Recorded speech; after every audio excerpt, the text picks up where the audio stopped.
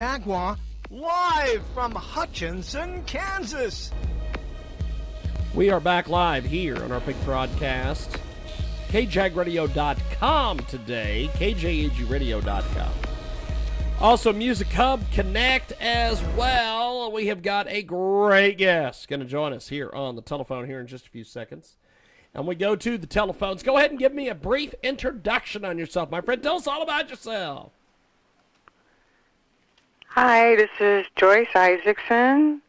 I've been married for 31 years now. I have a cat named Taylor. I have 2 grandchildren, and I'm a writer. Awesome. So Joyce, how did you get interested in the world of writing? Well, actually, it started when I was about 8 years old. I was terribly bullied as a child, and they were having this contest, a poetry contest, and I decided, okay, well, I had no choice but to enter, and I won for the whole school, the contest, and that really started my writing bug at that time. Awesome. Joyce Isaacson with us today. She joins us live here on our big broadcast, and she is tremendous. She has a lot of great books out there. Tell us about the latest book that you have, my friend, and tell us all about this. Okay, so my latest book is Wish You Were Here, a rock fantasy. What it basically is about, it's about a rock star who is battling severe depression, and he's really failing to restart his music career. So he wants to be in heaven with his bandmate, but he suddenly finds himself alone in paradise, which compels him to search for his mate, where he meets new famous souls in a race against time to connect with him before he possibly returns to Earth. Awesome. It is Joyce Isaacson. She joins us today here on our big broadcast, coast to coast, border to border, on iHeartRadio today. Also, KJAGradio.com. So, this book is incredibly well written. Take me through the writing process for this book. Well, actually, it started back when my husband had a little radio station called Sound of Good Tunes, and he asked me to put away some CDs, and I came across a Badfinger album or CD, and I just decided, because there was Joey Mullen on the cover, and I recognized him, but I didn't recognize any of the other ones, and I decided to play it on my CD player, and then this voice came out, and they were singing Rock of All Ages, and it just really floored me. I thought it was a Beatles tune for a minute, but it was really Badfinger, and I looked at the liner notes a little bit, and I found a little bit about each and every one of them. Not very much, but just a little tiny bit. And then a really weird experience had happened to me. I decided I wanted to join a Badfinger group. My husband made me a Facebook group in 2007, and I've been ignoring it. So I asked him, can I join a Badfinger group? He said, sure, why not? So I joined the Badfinger group, and I found out everybody was hurting because 2 of the members had passed away. Their manager had basically rooked them of their money. Wow. And I felt really, really bad about this. So I wrote to them, basically, they will always be in Tommy's heart. And I got all these likes and comments that were just amazing. And I said, oh, my gosh, I'm helping people. And so I decided to expand on what they were doing in heaven. Before I knew it, I was getting more likes and comments. And I'm like, oh, my gosh, I really am helping people here. And I saw that there were some people in there that I don't know how they got in there meeting Tommy and Pete. And so I decided to write a backstory. I just started one. And even though I didn't have Tommy and Pete in the story at that particular time, it was actually about a girl and her experiences with Brian Jones as a spirit. Everybody was eating it up. They were enjoying it so much. And then something very strange had happened Well, I was writing the story, and this is very paranormal, believe it or not. I was actually sitting on my couch one day, and all of a sudden I saw myself in a vision putting down a whole spread of food on the table. And then all of a sudden my character, Tom Evans, came in, and the first thing he asked was, "What is this, the thirsty whale?" And I said, I laughed because I've never been there before. I told him I've never been there, I've heard of it. He said, "I've been there quite a few times." He started eating. Then he came over and said, "I was told not to come empty-handed," and he put his necklace around my neck, and it was actually, I would say, like a blue diamond necklace, and I looked at it, and I'm like, "Oh, this is so pretty." And then he says, "Well, I'll see you again." He left out the window. Then I went and I talked to my friend about this, and my friend said, "I have to come over." I said, "Why?" I said, "I have to come over." So he came over with this book. I didn't see the cover. He said, "Page through the book." So I started paging through it, and I found a picture of my character wearing the same necklace that I had on my body, my spiritual necklace, and I was freaked out about it. And he said to me, "You have a connection going." I said, "This is really something. Maybe I can continue to write this story and put him in there." And I did. I put him in Going to Heaven and meeting all these different people. The only thing was, he's the one that helped me write this story. Honestly, he came behind me and he said to me, "Oh, it'd be a very boring story because I haven't met anybody in real life." I'm like, "Really?"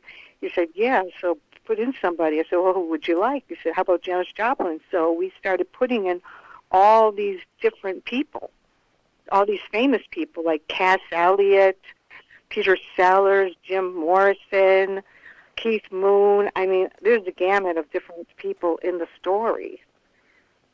And the weird thing is that the other reason why I started writing this story was because everybody has, people have a fear of the unknown, and they also miss loved ones, and they want to know how their loved ones are, if they're okay in heaven, and people want to know if there's hope for them. And I kind of put a spin on it that there is definitely hope in heaven, that their loved ones there's a greater sense of consciousness after they pass away. They can also have hope that things will be better for them as well. And to me, it was also a redemption for Tommy, who they say actually had killed himself. Also, Pete had killed himself as well. So there's definitely redemption in the story. Wow. We have got a great guest with us today, Joyce Isaacson. Joins us today here in our broadcast talking a little bit about her latest book. So, what do you want readers to take away from your writing of this great book? Well, basically, what I want them to take away is that there's definitely, like I said, there's a greater consciousness after we pass away. I've also, because it's paranormal and everything as well, and I've had some paranormal experiences, believe it or not, while writing the story. Like I said, I believe that Tommy had helped me write this story. I also want readers to know that they're not alone when it comes to the paranormal, that these things do exist, and if you get enough confirmation on them, which I have, that's the only reason why I talk about it, is because I got the confirmation. If I didn't have that, I think that I would definitely, not talk about it. Also, I wanted to let people know, too, that recently the COVID virus and all these things have come about, and it's creating a lot of stress in people's lives, and people have lost friends and families and members due to the virus. I give these family members and friends a feeling of hope by showing we can continue after death. That's basically what I'm also trying to convey to people. And the other thing is, it's good entertainment as well. Learning about how all these different rock stars and personalities and how they cope in heaven, and how Tommy is very determined to find his friend, when all else fails, he's just very, very determined to do this. Awesome. It's Joyce Isaacson. She's with us today here in our broadcast. So how did you lay out your book? Did you use an outline? How did you put your book together? Well, it sort of just, it wrote itself in a way, like I was being led, believe it or not, by my character. He was telling me what to put in the story in the beginning. And then I just would go over it with him, and he would tell me what we should keep and what we shouldn't keep. The funny thing is, I'm also, after the first book, I worked on the sequel as well. I have a sequel to the book. And I would say the core of the sequel was written when I had bronchitis, sinusitis. I couldn't talk for a whole month, and it was just getting, the stranger it got, the more people enjoyed it, believe it or not. Awesome. Because it got really, really strange. And what I did was, once I wrote the whole thing, I had 800 pages. And I went and got ahead of an editor. My editor was Dennis D. Rose. He did a fantastic job, believe it or not, on the editing and everything of the first book. And he said to me, Joyce, he says, you're not writing War and Peace, so you're going to have to cut it into half. You're going to have to some way finalize it in the first book, but still make it a satisfying ending, but still continue it. And that's what we did for the first one. And the second one will be coming out hopefully on Pete Ham's birthday, which is April 27th. We're still finalizing the covers at this time. But it's a great book. People are really enjoying it. I'm really happy to say. I'm getting some other people from, hopefully internationally, to actually read the story as well. And I think people will enjoy it. I really do. There's spiritual money in heaven. We have the counterpart of the spiritual with the earth plane, all the things. There's houses in heaven. There's stores in heaven. There's just all these different counterparts that are brought down in the story, and I found that very interesting. Also, another thing that I found very interesting, and people might think this is kind of strange, but in the beginning, when I started writing the story, my character said, I like the colors purple and black. I said, okay, make me a black couch and let me wear a purple sweater. I said, okay. He says, oh, and by the way, my favorite food is pizza and with pepperoni and salami. I'm like, okay, we'll put that in.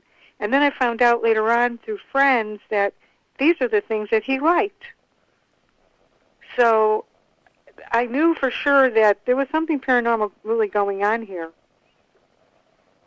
Awesome. Well, Joyce, before we let you go, my friend, how do we get in touch with you online and buy your book? Well, I actually have a newsletter now that I put out at least twice a month, and it has about Badfinger and sometimes the paranormal stuff. And also I'm giving away my rock dreams when people join my newsletter. My rock dreams are pictures that I have drawn from 1979 to 2015, and they're pretty good pictures. And my email is Sharon J, SHARON, J like in Joyce, 0023 at yahoo.com. If anybody would like to join my newsletter, it's pretty cool. And also, you can find my book on Amazon, and that would be Amazon.com and PennantPublications.com. So these are the different avenues that you can find my book. The paperback is out, the hardcover and the ebook, and I will soon have an audiobook for the very first book. So that should be really, really interesting. People have heard it so far, samples, and they really, really enjoy it. So those are the things that I hope people will take away. Awesome. Well, Joyce, I appreciate you making time for us today. And thanks for coming on, and we will talk to you soon. Have yourself a wonderful, wonderful rest of your Sunday, my friend. Thank you so much. You take care, too. Thank you, my friend. There she goes, Joyce Isaacson. And that wraps it up here from KJAGradio.com. We will see